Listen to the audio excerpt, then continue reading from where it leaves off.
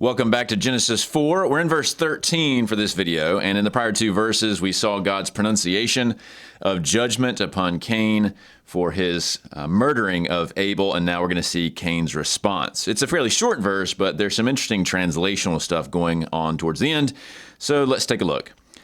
Ke apen Cain, proston kyrion, mezon he aitia mu, tu aphethenai me.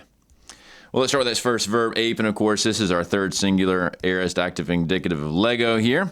And so Cain is the one speaking. So, and Cain said, and then we have proston kyrion, to the Lord.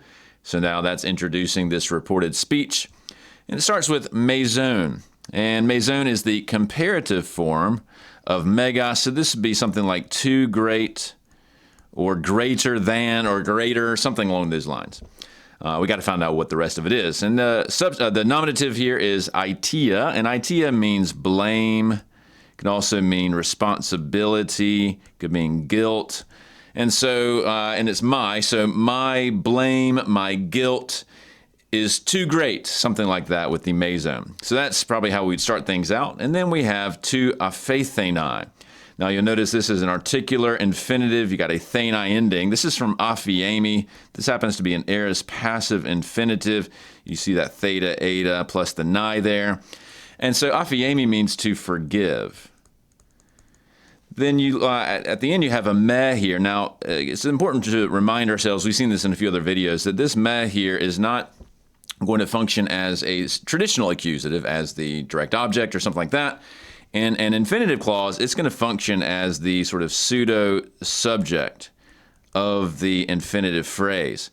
So the way we would translate this would be something like, my guilt is too great for me to be forgiven. Aphiemi means to be forgiven in the passive, something like that. So here Cain is saying, my guilt for killing my brother is too great to be forgiven, implied by God. Now, that translation is probably going to sound a little bit unfamiliar if you're used to the English translation derived from the Hebrew. And this is the Hebrew from the Masoretic.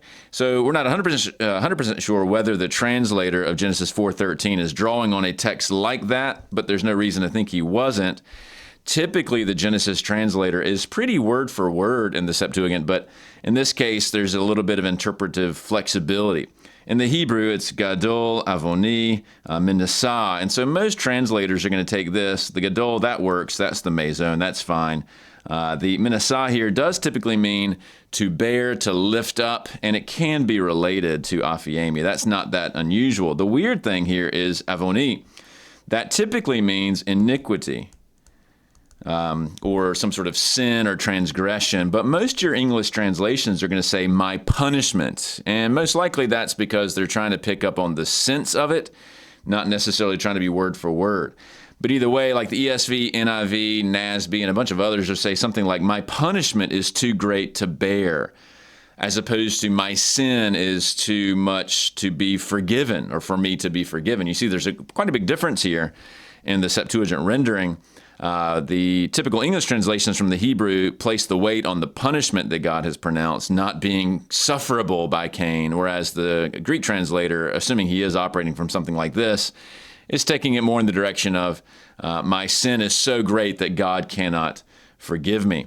Now, it's worth pointing out, if we look at some of the other translation options for that particular Hebrew word, assuming that is the word, we do have a few Greek manuscripts that say hamartia, and that would be more natural than aitia here.